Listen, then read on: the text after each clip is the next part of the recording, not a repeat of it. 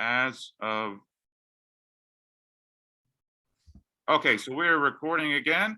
My name is Luke Angstadt. The title of our YouTube channel here is The Business of Esoteric Knowledge and Wisdom. I also have a co-host. His name's Peter Rusevic from Serbia. He's not on the show as of now. He may be joining us momentarily, but today we have a guest, Ari Gold. And without any further ado, I want Ari Gold to introduce himself to our audience, and then we will get started. Well, hello, my name is Ari. I'm a filmmaker. I spent a lot of time in Serbia and got to know Peter and Serbian culture and the kind of magic underneath the stones there. And so I think that's probably informed my what I do as a filmmaker. Actually, I know it's a big influence on me, in the sense that the movie Underground inspired me to make a very personal short film that had nothing to do with Underground, but the kind of reckless courage of it, I think, was a big inspiration to me, even though my style is very different. Mm-hmm.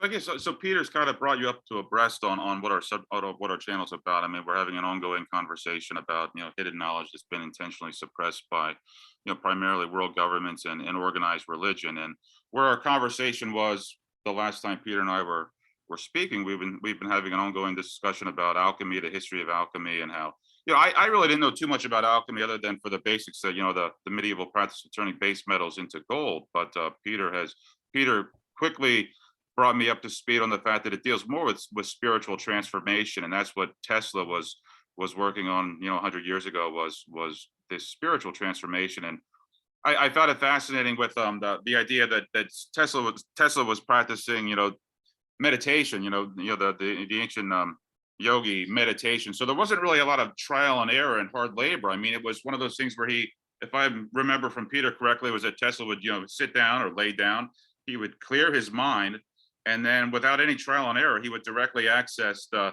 ionosphere and the free energy source that surrounds us.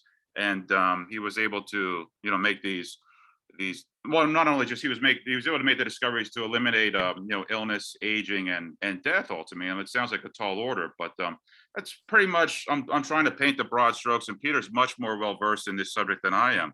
But that's where we left off with the conversation area. And if you want to proceed from there, if there are certain subjects that are either related or not necessarily unrelated, I give you the stage to see where you want to take it. It's all interesting. I don't know what I believe. I don't know what I know. I guess I'm officially an agnostic, so that I know that I'm an agnostic. But in terms of Tesla, what's interesting about him to me is this idea that he had access to levels of knowledge that were later explainable by science. Yeah. So there's this idea of God is in the gaps, or what's the expression? I think that's a Richard Dawkins thing, but this idea that people see God or spirituality in the things that they don't yet understand scientifically, which may or may not be the case in terms of some forms of spirituality. But he got the idea that there, for example, that you could transmit sound energy through the air, the concept of radio, the concept of wireless, before anybody understood that was possible. And for somebody to conceive of that, if you picture a world where that doesn't exist, and someone says, oh, well, actually in the future we should be able to communicate through walls and over hundreds of miles, they would think you were insane, or if you were able to do it, they would think you were a magician. So and then of course it becomes scientifically explainable, and then it no longer seems spiritual to say, oh, radio is spiritual. So it may be, for example, that people who have telepathic abilities, or people who have prognosticating abilities to see into the future, maybe in the future also science will be able to say, oh, that's a certain form of wave that's bouncing from the space-time continuum, and it's totally it's like a real thing that can exist, and it won't seem, let's say, spiritual, for lack of a better word. It won't seem like something that would be in the province of religion or spirituality. So I don't know where I come down in terms of like Tesla, for example, and whether he was, let's say, getting, downloads from other beings or other planes of existence, or if he was just intuiting science in advance.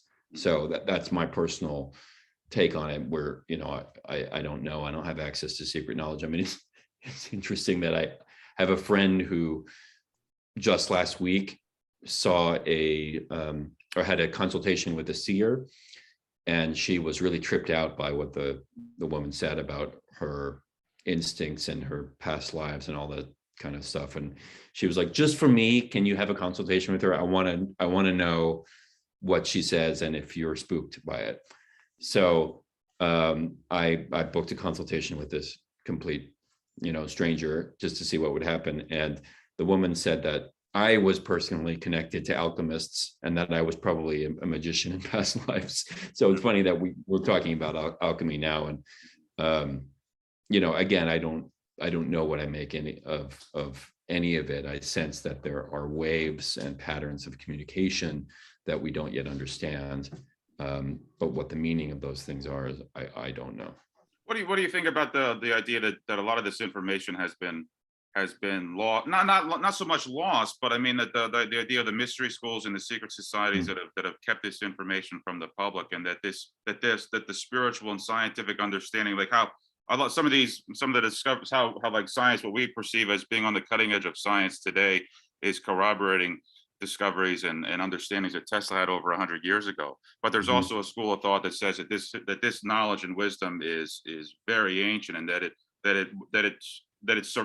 was in existence and survived the most recent cataclysms that date back to, obviously, the tales of the Epic of Gilgamesh and the Noah's flood, and even the cataclysms that a lot of cutting edge archaeologists and scientists believe happened between like 11,500 and 10,500 years BC, and that this advanced scientific and spiritual knowledge has been with us, far into antiquity, and that it's just maybe recently, over the past 100 years or so. And that's not even accurate. That's not even fair for me to say too, because Peter and I were having the conversation about the alchemists dating back to the 12th century. I think Ramon Lull. I don't know if that name rings a bell with you, but I didn't know anything about him prior to Peter sharing it with me.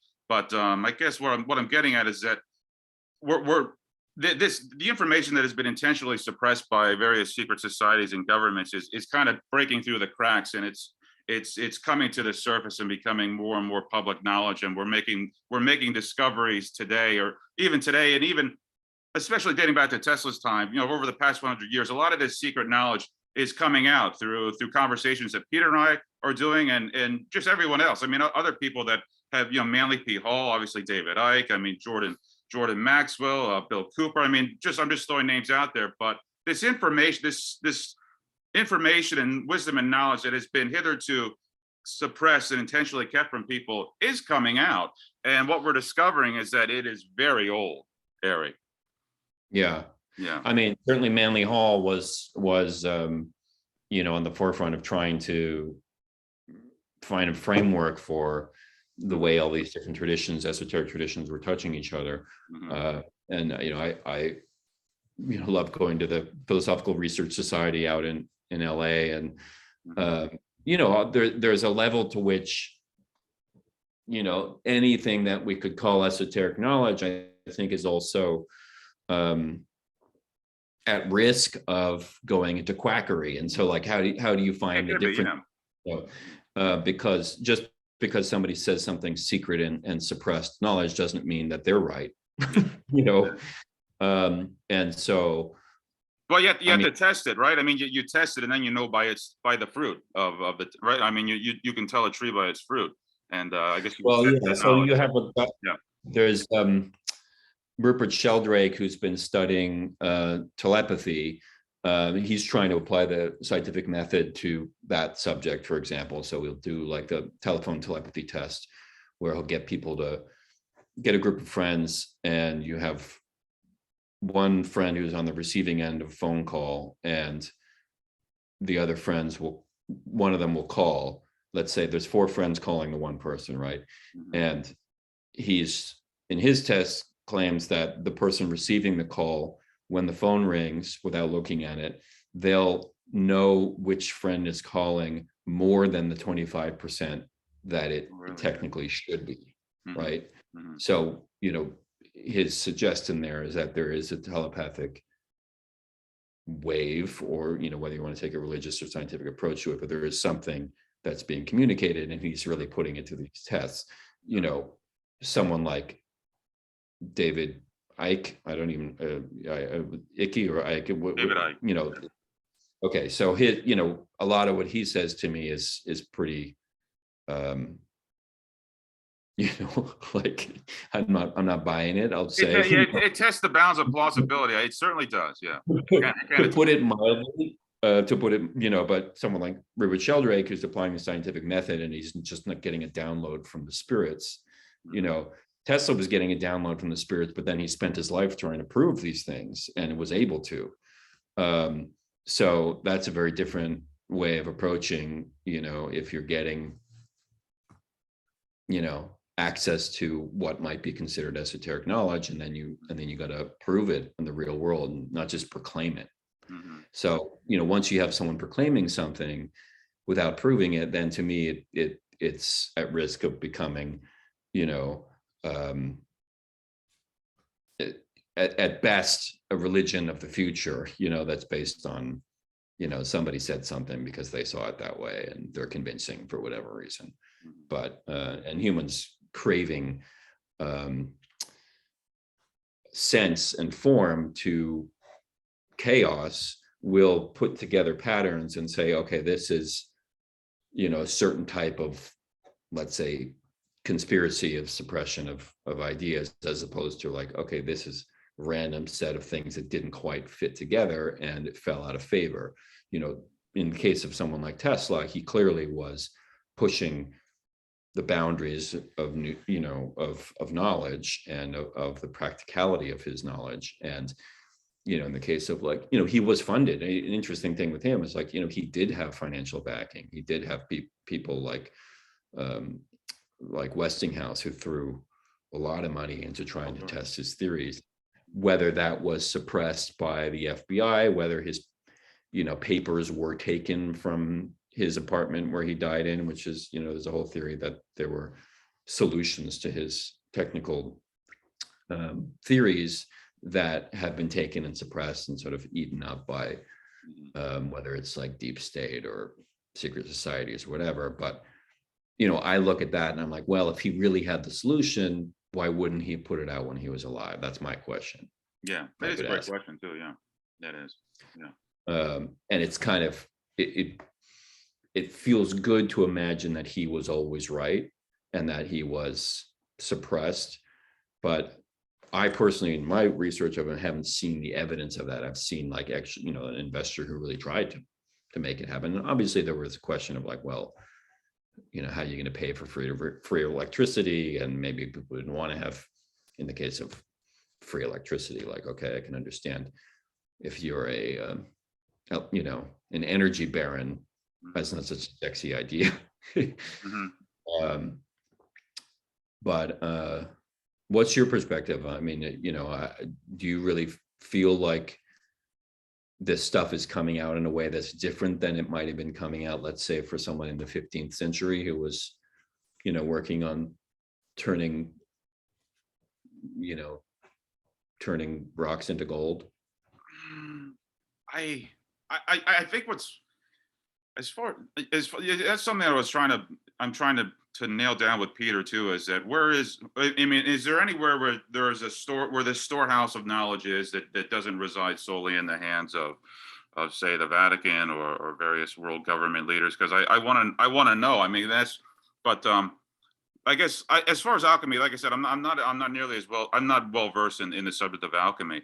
But as far as I do believe that there is a global conspiracy, and I think that it is coming out more and more just because of there are so many other avenues and mediums to get your message out there today with the internet, and so many. I mean, when you find that, I find that there are kind of two schools of thought. I mean, there's the official the official story where there is, the governments of the world and the religions of the world are doing their absolute best amongst chaos and random events, and then things happen, and then our various world leaders try to do the best and make the best of it. Or then there is also that other school of thought that says that there is a handful of families that, particularly since the end of the French Revolution, started consolidating power, and they came up with the World Bank, or that first World Bank in the late 18th century, and that they have been gradually consolidating power, and everything, and all the events on a world stage have been strategically implemented to consolidate power. So you do have those two schools of thought.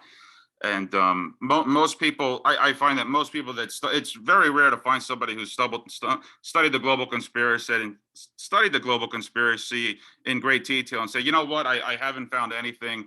The official story is true, and all these tinfoil hat wearers are just crazy. I mean, I've never met somebody who's studied the global conspiracy in great detail who has come to that conclusion. So I guess in a roundabout way, I am saying yes. I think this information is becoming not it's not public knowledge yet, but anybody who wants to do a little bit of digging is going to have a much greater likelihood of discovering discovering what's going on this planet than they were, even 100 years ago, or let alone the 15th century. I mean, just because we have so much more free access to information and knowledge out there, Ari. And right now, one second, I see Peter has come into the room, so let me bring him in. It looks like he was able to come in, and Hey.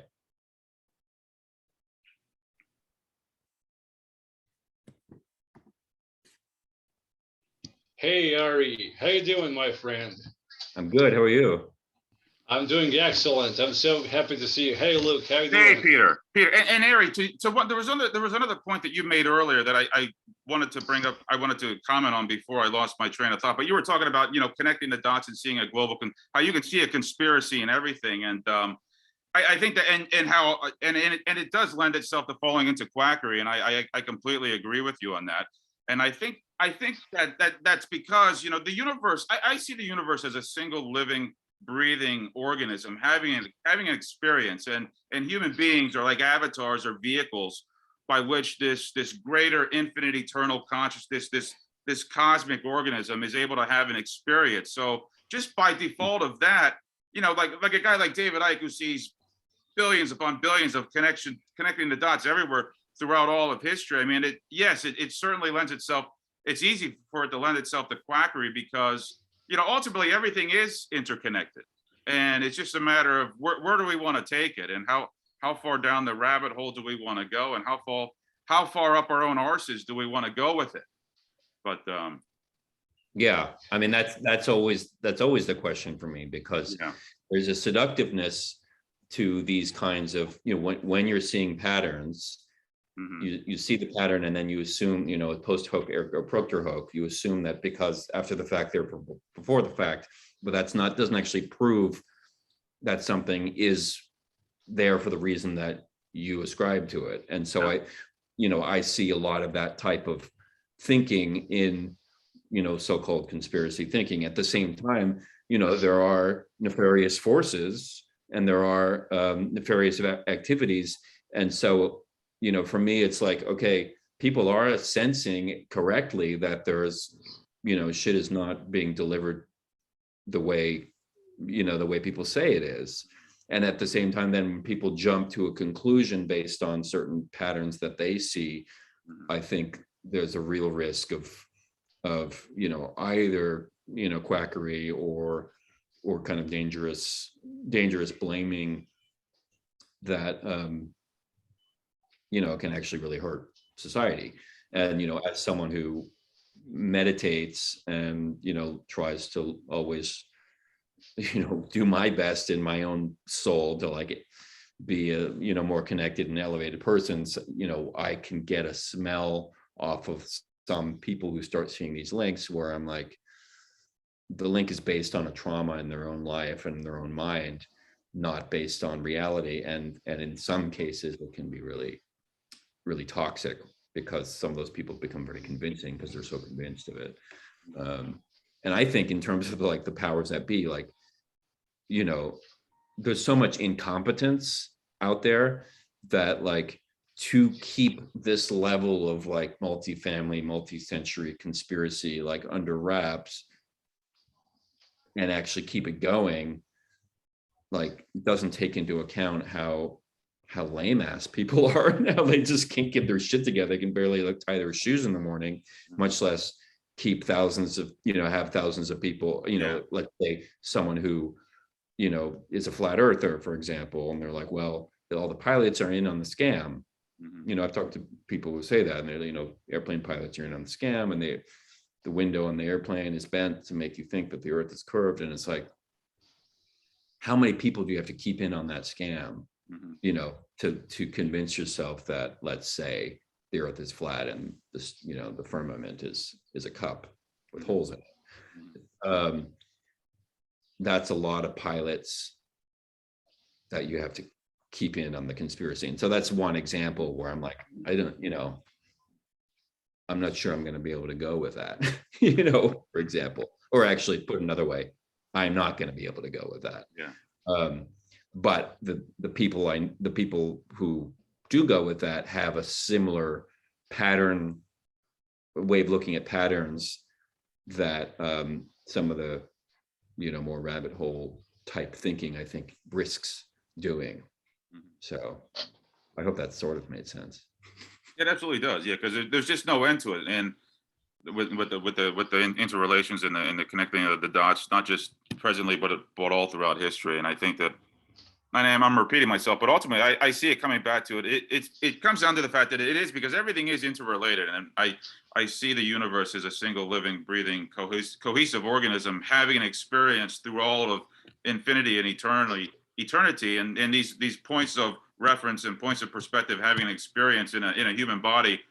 They have all of history and all of the world to make these connections. And it's very easy, you know, to slip up our own assholes if we take it too far. And you get to a place of either paralysis analysis, or you get to a point where you're just running on and on and on and on with all the connections, and you get lost with in the infinity of connections. Yeah. And that's, you know, that's a sign of, I mean, that's one of the things that schizophrenics fall into, you know, through no fault of their own, but the brain chemistry in schizophrenics can look intensely for patterns. And some of the people who have done incredible rich predictions of the future could be classified as schizophrenics, and some of them can be right. And then it's like, okay, were they touched by the future? Was the future bending and telling them something, and they had access to that? But then there are tons of people who predict the future and have all kinds of extremely detailed explanation of what's going to happen, and then it doesn't go down that way, and we forget about them. Yeah. You know? So you know, but I mean, I'm open, you know, as an agnostic, I'm kind of like always looking for the esoteric explanation, partially because I just like the idea that it's not all just, you know, atoms and electrons bumping into each other. And as a meditator and as someone who's, you know, been in that community, I've seen things that like defy current science explanations. I've seen it with my own two eyes, someone change their form, you know, the kind of thing that like, kind of like what David Icke is talking about. I say that to somebody like at a bar, they're just like, yeah, right, dude, like how much ayahuasca you've been taking. But like, you know, I've seen that sober from a highly experienced, you know, meditator, that he was able to do that. I don't have an explanation for it. And you were mentioning telepathy in mind reading too earlier before Peter joined us. And another thing to your point before I forgot it, Ari, is that I actually have a personal experience with that in Las Vegas, where I went to I saw a mentalist do a performance, and he was a Frenchman, a little bit younger than me, and I'm 41, so he may have been, you know, 35, 33 or so at the time. So he was a younger guy, and just an amazing show. And after the show, he allowed maybe like 200 of the audience members to, you know, to test his mentalist prowess. And I was one of them. And he said one of the easiest or best examples for him to show you his mentalist acuity is to think of a number. And it doesn't have to be from 1 from 100. It could just be any number. So I did this with him, and I thought of the number 61 because I was born in Reading, Pennsylvania, off of a highway called Old Route 61 in Berks County, Pennsylvania. Also, Route 61 has one of the highest mortality rates of traffic accidents in the United States. It's Route 61, and I'm also thinking of Highway 61 revisited with Bob Dylan. So I thought to myself, okay, I'll just pick the number 61. So I looked at this mentalist for 20 seconds, and I didn't say anything, but I just thought. I said 61, 61, 61. I thought it. I didn't say anything. And after 20 seconds, he took a piece of paper and he wrote the number 61 on it. So yeah, pretty impressive. I mean, it's not the firmament isn't exchanging places with the land and everything else, but it's still quite the anecdotal story there. Yeah, I mean, that he could just come up with 61 in 20 seconds without me saying anything. Yeah, so there are people with these powers. Yeah, and I don't know how to explain it either. I don't know how to explain it either. Yeah. Well, I guess because the thoughts have a frequency. I mean, just our words are on a wavelength frequency. When we speak them, when we breathe into the air, our words are on a frequency, and it's the same principle with the thoughts. It's just at a much quieter frequency, if you will. And that's a very vulgar. I mean, calling it quiet isn't the right term, but I mean, he's catching the frequency of my thoughts are being communicated to him, and that's how he's reading it. Yeah. Hey, Peter, we've been talking since we already started before you came in. You want to jump in with anything? Yeah, of course. It's first of all, it's very great to see you again, my friend, after a couple of years. Are you currently located in Lviv in Ukraine or somewhere else nearby? No, I was in Ukraine, but I'm in Latvia right now and going. Oh, you're in Latvia. Yeah. Hey, I just wanna tell you, since we know each other, I mean, we were corresponding, and you know Anka, she's my wife, she's over here in the kitchen. We're making the alchemical process of preparing food and some beverages over here, because alchemy is what we deal with in this YouTube show. And I just want to say that it's so many topics to cover up, and I mean, I just wanted to ask you, Lviv, as well as you know, is the capital of the future, the nearest future Ukrainian state, or the remnants, the debris, what's left of it. And we're not gonna dive too much into politics here, but in the esoteric perspective and the inner reasons of certain happenings, which are not that much important as the majority of people believe, because all of the three of us, we do the meditation, right? We know we've tried certain substances and we have expanded. I'm saying this with utmost modesty. I'm not bragging around. We've expanded our consciousness, each particular one, so we are not afraid of death. And I was having, a NDE in my life very briefly, but I've entered into. So I just want to add, amongst all, it's great that you're in Latvia, and I've just, as a language speaker, that I speak 7 languages, and as a language speaker, I've recently started learning the Latvian language, Latvia Shuvaloda, right? That's the way they pronounce it, right? So how long are you in Latvia? Are you in Riga, in the capital? Yeah, I'm in Riga, but I'm actually going to France tomorrow. You're going to France. Yeah. Yeah, that's great. Okay, so I've learned, just as a matter of fact, as a coincidence, I've learned a couple of dozens of Latvian words. More than me. Sorry? That's more than me. That's more than you?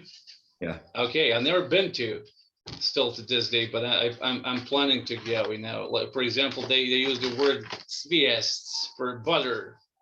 Somebody from the Slavic speaking realm would thought that would think that it's consciousness, but it's not. It's totally different. For example, the chicken, the word they use for chicken, it's pile.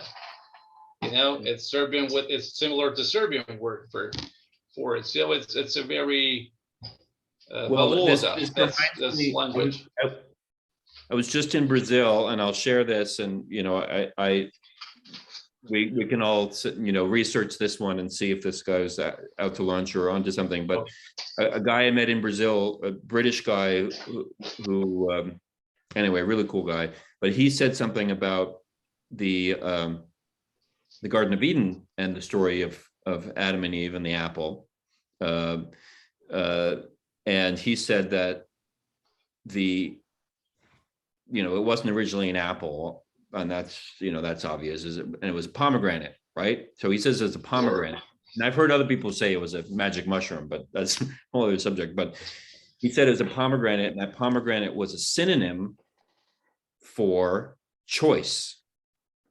And the idea is that it was the fruit of choice that separated humanity from the animals, that suddenly you had both the burden and the blessing of being able to choose in a way that, let's say, a lizard sees a fly, lizard is probably going to eat the fly if it's hungry. And if it's going to see two flies, it'll go for the one that's closer to it. But so we always have a choice. We're weighing things.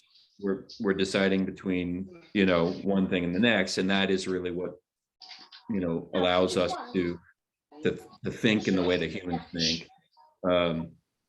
But it's interesting when you think about like belief, for example, there's probably a lot of people on the planet who really think of the tree and an apple, and then like, well, actually it wasn't written as an apple, it was written as a pomegranate, as a synonym for choice. And then, but if you're a fundamentalist, you believe like, no, it's literally an apple tree, but that was just a mistranslation at some point, because in Europe there weren't that many pomegranates, and they're like, well, let's change it into something people can relate to, Great, that's a great point, Ari, because it brought in the ability to make a distinction between, it brought duality into the world, because people were able to make distinctions and contrasts between anything. I mean, it was just, what's large, what's small, who's taller, who's shorter, what's closer, what's farther away, what's lighter, what's darker, and it brought in good. I mean, the whole war, the war between good and evil, because it's just without that variety, without the ability to make distinctions and choice, it's just this long, continual, boring, mundane uniformity where, without the ability to make contrast, there's no variety, there's no excitement, there's nothing, right? I mean, what do you have? It's just you're sitting in heaven in eternity, twiddling your thumbs, because there's no distinctions and no comparisons and no choices to be made. It leads. Well, I think there's comparisons. What's that? I think there's comparisons. I mean, if you imagine, let's picture, let's imagine the Garden of Eden is a real place, or let's imagine, the Amazon, before climate change and things are, an animal. Sorry, Ari, sorry for interrupting. I mostly imagine Amazon because I work for Amazon. Well, yes, I mean Amazonia. Yeah, real Amazon, but I know what you mean. Yeah. I mean, talk about a word that's been twisted. But I think well, I don't know. I can't get inside the mind of a toucan on a branch, but I don't know if like a female toucan that's watching male toucans do a little dance to get attention, if she might be choosing, and she might have a choice between two dude toucans who are trying to show off for her, let's say. So again, this is just a metaphor for us to chew on, but this idea that like humankind is everything that makes us who we are comes from the peril of being in a state of choice. And some people definitely don't want to have a choice because it's a burden all the time. Yeah. But how interesting to reinterpret that myth. Instead of being about good and evil or an apple, it's about making choices and the peril of that, and that you can't be in the garden if you're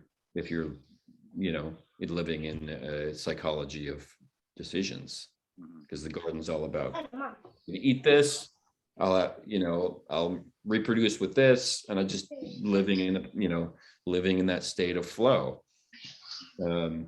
And I think the great esoteric practices actually are about getting back into that state of being, you know, or surfing is about getting to that state of being, right? You know, like you set a target on the shore you're going to go towards. When the wave comes, you're not like, I wonder if I should get on this wave. Like if you're really in it as a surfer, like there's no time for that choice. You get up or you don't. But if you sit and think about it like a regular human, you're going to miss the wave or it's going to hit you on the head. So anyway, that was a little. I mean, the ability to make. I mean, it's very burdensome. Is everything too? I mean, it's having choices. It becomes very burdensome too, and a lot of people look for any way to exercise that burden of choice too, and that's why they're always looking for the leader to show them the way. Yeah. Yeah. Yeah, sure. The great philosopher Jean-Paul Sartre, that we all know very well. I mean, not personally, but we dealt with him, you know, and we're corresponding with him on the mental plane while reading his books. He said, we are all condemned to freedom and to free choice. And this is what perfectly fits and applies with the subject we're talking about. And it's it always gets, at least to me, to what Alan Watts has been describing in the lecture when he said, why is there rather something better than anything, better than nothing? So it's the inner need which still remains incomprehensible of the cosmos and the cosmic forces to self-replicate, to reproduce. And Peter, I hate to interrupt you here, but we are trying to compromise with the time on the YouTube, so we're almost coming up on the end of our 40 minutes here. For a segue to introduce that. So Ari, right now we're limited on the 40 minutes, and we'd love to pick up this conversation again. Ari, at your earliest convenience, or you have an open invitation to come on again anytime you'd like to. We'd love to have you on again. Yeah, the next 2 weeks are shot, but in 2 weeks I should have time, and let's do this again. It's really fun talking to you. That's fantastic. This is great, Ari. Yeah, I'm so overwhelmed that you participated. Yeah, come here whenever you want to. You're invited. Okay. Yeah, thanks, guys. Okay, nice to see you, my friend. See you later. Bye. All right, we'll see you. See you, Peter. See you, Luke. See you, Luke.